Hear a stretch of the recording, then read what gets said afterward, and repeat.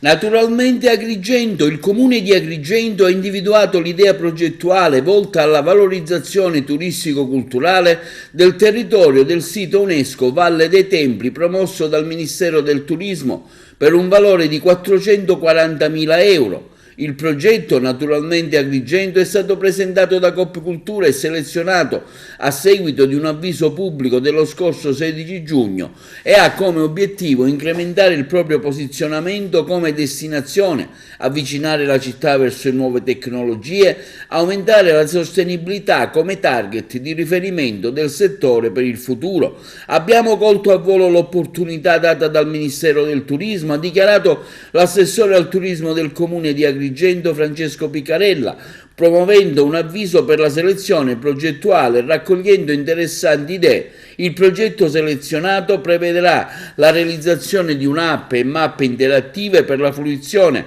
dei percorsi naturalistici, un servizio di bike sharing elettrico, manutenzione straordinaria e il ripristino di un luogo di Agrigento particolarmente interessante, quello di Rupe Atenea, Valle dei Templi e una serie di attività promozionali con l'obiettivo di aumentare la presenza media dei turisti nella nostra città.